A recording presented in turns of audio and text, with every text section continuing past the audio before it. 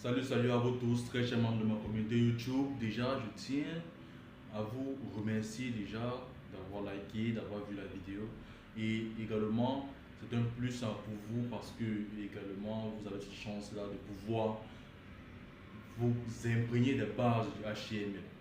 Alors, déjà, on va continuer avec ce cours sur le HTML qui va nous permettre de réaliser notre projet qui est sur le HTML, un site web pour une agence de voyage.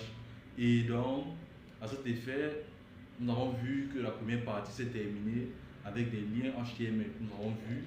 Et maintenant, nous allons entamer la deuxième partie qui aura chance de pouvoir débuter avec les médias. Donc, comment insérer des médias, c'est-à-dire des images, des vidéos, des sons dans une page web. Alors, sans toutefois tarder, nous allons continuer avec la vidéo et je vous remercie et je vous demande encore une fois de plus de liker et de vous abonner à ma page. Alors, merci.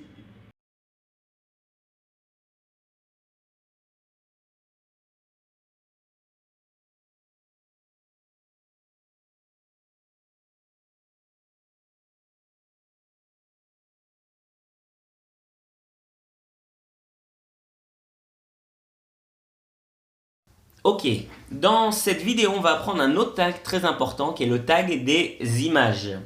Ok, donc déjà, on va commencer à faire un petit peu de ménage. Voilà, pour voir plus clair. On va même supprimer ça. Ok, donc imaginons que je veux afficher une image après mon tag P. Je rafraîchis, voilà. Après mon tag P, paragraphe. Comment je vais faire? Donc je vais utiliser le tag qui s'appelle IMG, comme image. C'est un tag spécial aussi parce qu'il n'a pas de tag de début et tag de fin, il a juste un tag de début. Et comment on va spécifier quelle image on veut afficher avec ce tag? On va utiliser l'attribut source src. Ok? Là, dans mon architecture de fichier, c'est-à-dire dans mon dossier, je vais vous montrer ça, dans cours HTML CSS, j'ai mon index.html qui est le fichier sur lequel je travaille et j'ai rajouté image1.jpg. Ok? Donc, je vais spécifier cette image, image1.jpg, j'enregistre et je rafraîchis. Et voilà mon image. Ok? Maintenant, il faut faire une distinction entre ce qu'on appelle un chemin relatif et un chemin absolu. Je m'explique. Prenons le cas où, imaginons, j'avais décidé que les images, j'allais les mettre dans un dossier à part, appelé image. Et là, je vais mettre l'image 1 dans mon dossier image. Je reviens sur mon code. Ça, je l'enlève. Et là, j'ai laissé mon src image1.jpg. Si je rafraîchis ma page, il ne trouvera pas mon image. Pourquoi? Parce que ce qu'il regarde, c'est le point de référence, c'est le index.html. Donc si je veux donner le lien de mon image qui se trouve dans mon sous-dossier image, ok, vous voyez là j'ai mon sous-dossier image dans lequel j'ai image1.jpg, alors je vais devoir écrire image slash image1.jpg. Ok, ça c'est ce qu'on appelle un chemin relatif. Pourquoi? Parce qu'il est relatif au fichier index.html. Ok.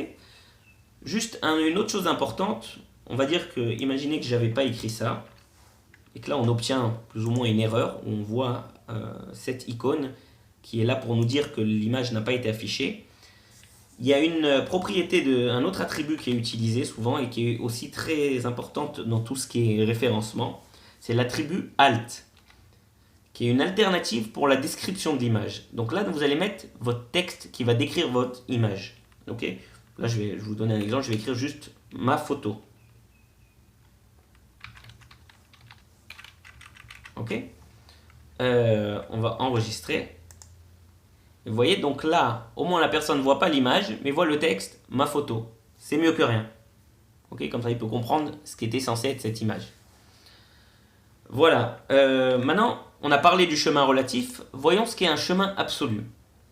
Je vais prendre un exemple avec le chemin absolu de ma photo de profil de Facebook. J'ai copié son URL. Je vais enlever juste ce tag-là. Et je vais le mettre dans source.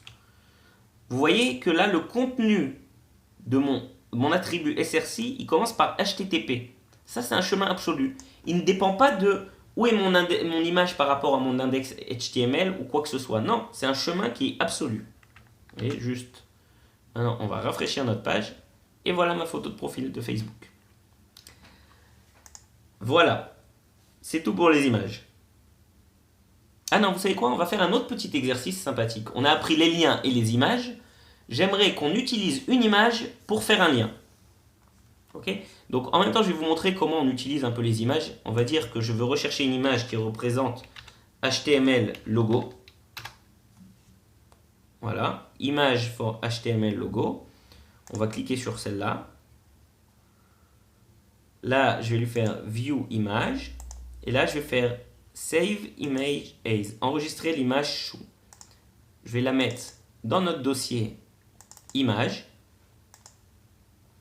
La voilà. Il l'a téléchargée. Donc, la voilà, elle est ici. Donc, maintenant, je vais la mettre, cette image-là, à la place. Donc, je tape image, le dossier, et HTML5, logo 512.png. Voilà, donc l'image qu'on va voir maintenant, c'est le logo qu'on vient de télécharger. Ok?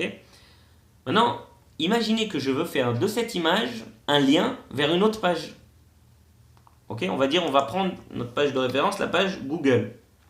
Donc, le lien, je vous rappelle qu'on utilise le tag A, dans lequel je vais écrire href, et je vais mettre l'adresse du site sur lequel je veux renvoyer, http://www.google.com, et l'intérieur de mon tag A va être mon image. Ça veut dire quoi l'intérieur? Je vais le prendre, alors on va le copier, coller, juste que vous voyez au niveau de l'architecture, ça donne ça. C'est-à-dire que j'ai mon tag A avec mon href google.com et l'intérieur, j'ai mis mon tag image. Donc maintenant, qu'est-ce qui va se passer? Si on rafraîchit la page, donc on a toujours notre image ici, HTML5, mais ce que vous voyez que le curseur est devenu une main, comme un lien. Ok? Maintenant, si je clique dessus, 1, 2, 3, je suis pris vers la page google.com. Donc là, j'ai fait une image à partir d'un lien. Non, j'ai fait un lien à partir d'une image, pardon. Voilà, c'est tout pour les images.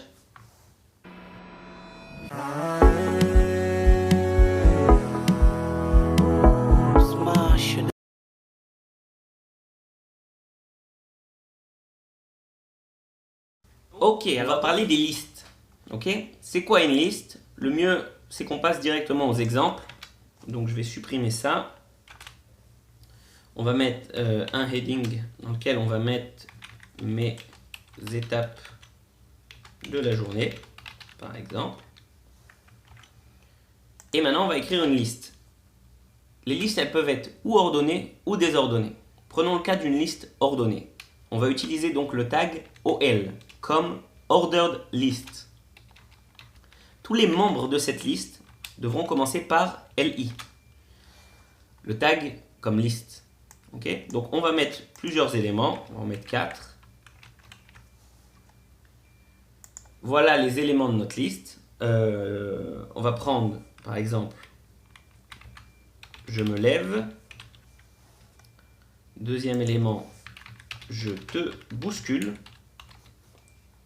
Troisième élément, tu ne te réveilles pas. Quatrième élément, comme d'habitude. Donc, maintenant je rafraîchis ma page et voilà mes étapes de la journée. Je me lève, je te bouscule, tu ne te réveilles pas, comme d'habitude. Donc, ce que vous pouvez remarquer, c'est que c'est une liste ordonnée et donc il nous a mis 1, 2, 3, 4. Une liste aussi, elle peut être désordonnée. Comment on va écrire? Au lieu d'écrire OL, on va écrire UL comme Unordered List, c'est-à-dire qu'il n'a pas d'ordre. Je rafraîchis ma page et voilà, toujours, je me lève, je te bouscule, tu ne te réveilles pas comme d'habitude. Maintenant, la différence, c'est que au lieu d'avoir des chiffres, on a des boulettes, ok? C'est-à-dire les petits ronds que vous voyez au début de chaque ligne, qui sont là pour nous rappeler qu'il n'y a pas d'ordre dans cette liste. Une autre chose, j'aimerais que vous sachiez qu'une liste peut contenir également une autre liste. Par exemple, si cet élément-là, au lieu de contenir juste un texte comme les autres, j'ai envie qu'il contienne une liste. Je vais lui donner une autre liste, par exemple une liste ordonnée, dans laquelle on va mettre encore 2 étapes.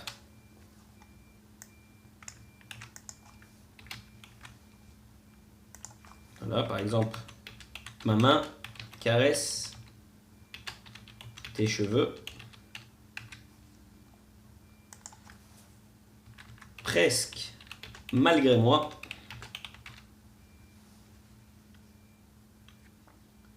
Vous savez quoi? Pour le kiff, on va en mettre encore une autre. Comme d'habitude.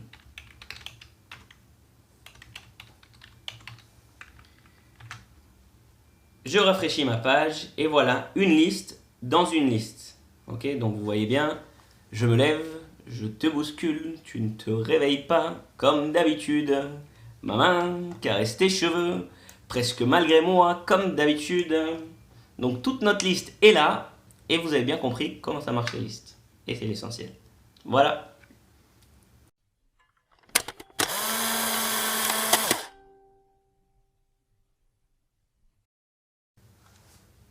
Ok, alors on va parler de style, de style en français. Ok, j'aimerais qu'on se rappelle c'est quoi la différence entre un tag et un attribut. Un tag, c'est par exemple body, head, title, li, h1. Tout ça c'est des tags. Et un attribut, si on reprend ce qu'on avait appris par exemple pour le tag du lien, le tag A, il y avait l'attribut href qui nous permettait de signifier l'adresse du lien. Ok ? Donc ça, c'est un attribut, c'est pas un tag. Ok, où je veux en venir, j'aimerais vous parler aujourd'hui d'un autre attribut célèbre. On va juste écrire d'abord un petit paragraphe. Voici mon paragraphe. On va mettre notre page à jour. Ok, l'attribut célèbre duquel je veux vous parler, c'est l'attribut style. Style, c'est du CSS. On va en parler beaucoup plus longuement par la suite, mais dans ce cours, vous allez en avoir un petit avant-goût.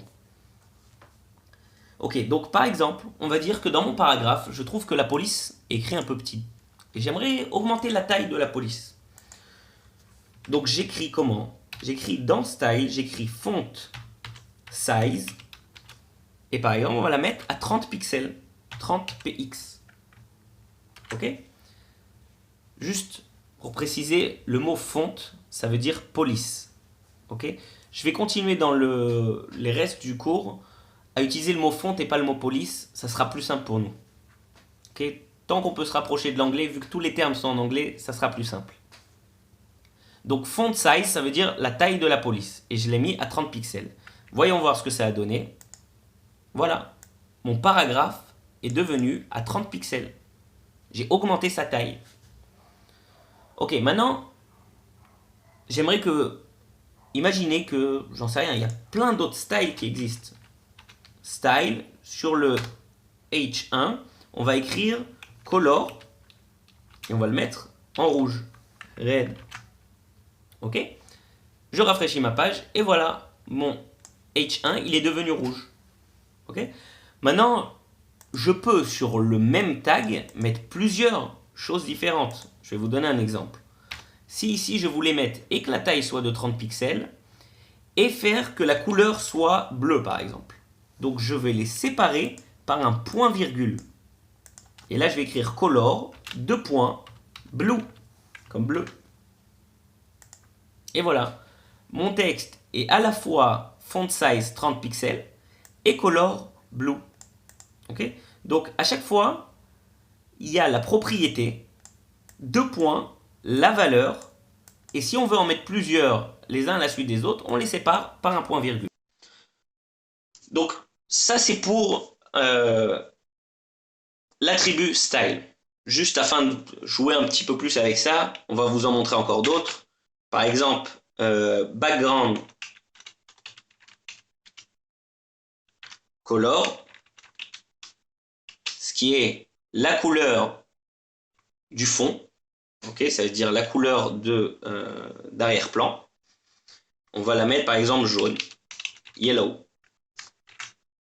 Ok, en plus de ça, on va dire qu'on veut faire que le texte soit centré. Ok, donc on va utiliser une autre propriété qui s'appelle text align. Point, et on va écrire center. Tout ça c'est du CSS. Hein, on va venir de plus en détail par la suite. Vous voyez que là j'ai pu mettre un espace, il n'y a pas d'importance, je peux le coller ou mettre un espace, les deux vont marcher.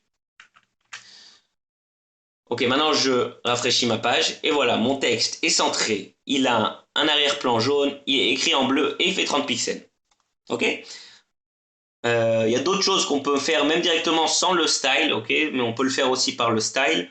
C'est par exemple si j'avais décidé que je veux mettre une partie en gras. On va dire que le mot de voici mon paragraphe, je veux le mettre en gras. Donc je peux utiliser par exemple un tag qui s'appelle strong. Et là je vais écrire le mot dans le strong.